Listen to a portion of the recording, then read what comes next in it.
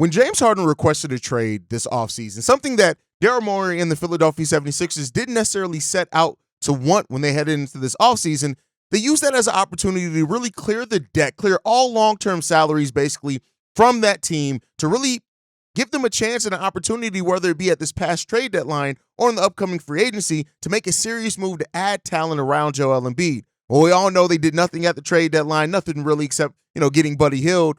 But then on the opposite side of that, they are now moving towards this offseason with what may be their last chance to put a championship-level team around Joel Embiid. When you pair that with Mark Stein's rumors that a team in the Eastern Conference is ready to make a huge offer for Paul George, well, you just may have that perfect scenario that the Philadelphia 76ers are hoping for. We're going to talk about all that and more right after this.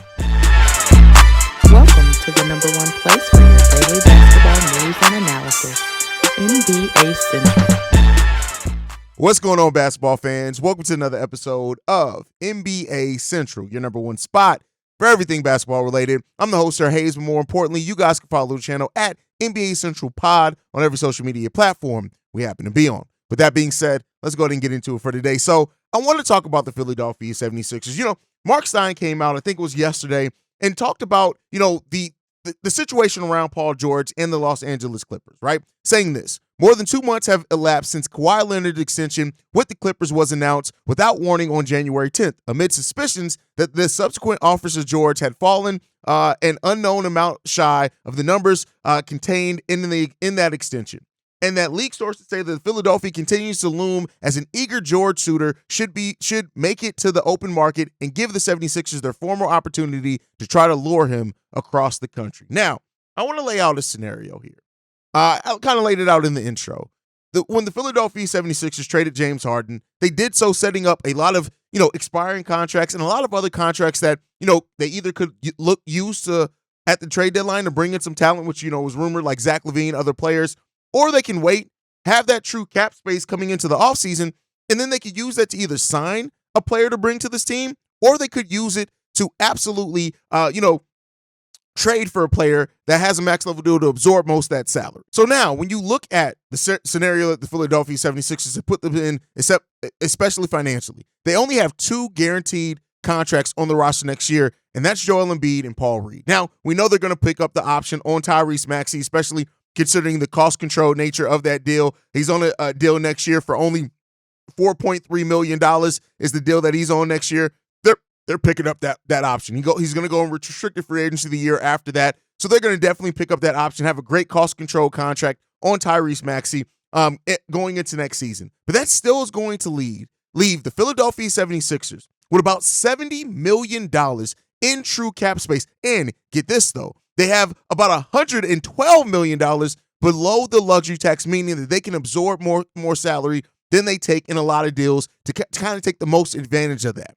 The Philadelphia 76ers are going to be in such an amazing cap situation. Now, you got to talk about the roster, right? And when you look at Joel Embiid, the fact that he's down with injury right now, the fact that the Philadelphia 76ers right now are listed as a playing team, which could very well change, right? It's all fluid in that Eastern Conference, how you go up and down in that playing area, but it's going to offer the Philadelphia 76ers this upcoming season a huge opportunity to finally build that championship team around Joel Embiid. Now, they have a lot of spots to fill with a lot of money on the board, but one of the players that could definitely help push that forward is Paul George. Now, make no mistake about it. Paul George, who's going to be 34 years old next season, and we've seen players like DeMar DeRozan at that age still have huge impacts. And for his credit, Paul George is averaging 22 points per game, 5.3 rebounds, 3.7 assists on 46% shooting from the field right now. And he's taking 8 3-pointers per game and hitting that at a 40% clip. That would be one of the best volumes and percentages he's ever shot in his career. On top of that, he's played 61 games, the highest number of games already that he's played since the 2018-19 season. For a lot of reasons, there's a lot of reason to believe that Paul George is ready to make and still contribute at a high level for the foreseeable future. Now, when you pair that with Mark Stein's rumors, when you look at that, the Philadelphia 76ers, the amount of cap space they're going to have, the fact that Mark Stein specifically said a team in the Eastern Conference is prepared to make a big move for Paul George, it may align all the things. And you could do a lot worse than having the base of your team be Tyrese Maxey, Joel Embiid, who was playing at an MVP level, before he went down with injury, and you'll have Paul Reed on your team as well. You add Paul George to that, that's 4 solid players as a basis to build out the rest of your team. Now, the Sixers would have to be aggressive. They may even look to keep a Buddy Hield at that point in time, may look to keep some of the pieces that are on that roster, but at least it would offer them, they could offer some of the most money to a couple of the free agents, the top free agents on the market, if the Philadelphia 76ers depended to be aggressive with that. And Joel Embiid, they are coming up against the clock. Now, I'll talk a little bit about, Joel Embiid possibly asking for a trade, but they have Joel Embiid under contract until the 2026-27 season. But if they truly want to avoid the risk of their player that they drafted that turned into an MVP underneath them, if they want to avoid the chance of him asking for a trade, which right now is a rumor, right? I'll say this, from what Joel Embiid has said, the way that he's talked, it hasn't been a whole hell of a lot of reason to think that he's the type to request a trade. But again, you just never know, especially as players get older, as they start seeing their mortality a little bit more. He's 30 years old now. We've seen before, as players approach that 30-year-old mark, that's when things start coming into kind of realization for them if they really want to fight for a title. But this may be the Philadelphia 76ers' last chance, last opportunity to try to put a championship caliber team around Joel Embiid. Now, are they going to do it all in one offseason? I mean, we've seen teams kind of do it before, but that's not to be expected. But they can lay down a foundation and then in subsequent years use their mid-level exception to continue signing talent to keep getting over the hump. That's what they're going to hope to do. And the Philadelphia 76ers, for that credit, man, this is an opportunity that a lot of teams that go into rebuilds want to put themselves in. You don't have any long-term bad money right now. The Philadelphia 76ers also own their own first-round pick outright in 2024. It's top 6 protected in 2025. It can go to the OKC Thunder, so that you have that there. But this is an opportunity for the Philadelphia 76ers to really make a move. Now, all this is without whatever happens with Joel Embiid, whether he's going to clear. We know he's trying to fight to come back to help this team for the playoff push.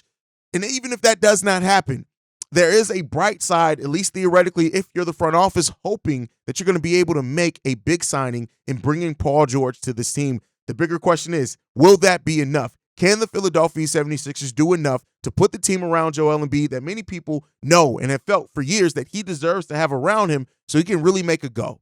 And you've had Tyrese Maxey, many people's picked to be the most improved player of the year, even though I take a little bit of issue with that. And that's what you have to work with. And so, it's a little bit dangerous to add an aging player, especially one that's going to be 34 years old the majority of next season. It's a risk to add that to your team. But when you look at what Paul George has been able to do, the fact that he's having his healthiest season since 2017-18, there's a lot of reasons to think that this could be that move, that Philadelphia 76ers could be that team that's prepared to make a big offer if Paul George is ready to leave LA, even though LA is going to fight to keep him, especially with opening up that new stadium. But the Philadelphia 76ers could call, and if they make that call, the biggest question is he going to answer it, and then will it be enough? But let me know what you guys think down below. Do you think the Philadelphia 76ers adding Paul George as their big free agent signing, they still would have a lot of other signings to make, considering at that point they'd only have 4 players under contract for next season? But do you think the Sixers can make a big enough push and make enough moves this offseason to truly put a contender around Joel Embiid as his mortality, the contract comes to, it's starting to wrap up? Or do you think that it's inevitable that Joel Embiid will eventually ask for a trade to leave the Philadelphia 76ers to go and join a championship team? Let me know what you guys think on all that down below. Make sure you're following the show at NBA Central Pod. You can send us any feedback, questions, comments, concerns, NBA Central Show at gmail.com. And then lastly, if you want to leave a text message and our voicemail, the number to do so, 773-270-2799. We are the #1 spot for everything basketball related. And I see you guys the next time I feel like making a video. Probably tomorrow. Peace, y'all. This has been a presentation of the Breaks Media.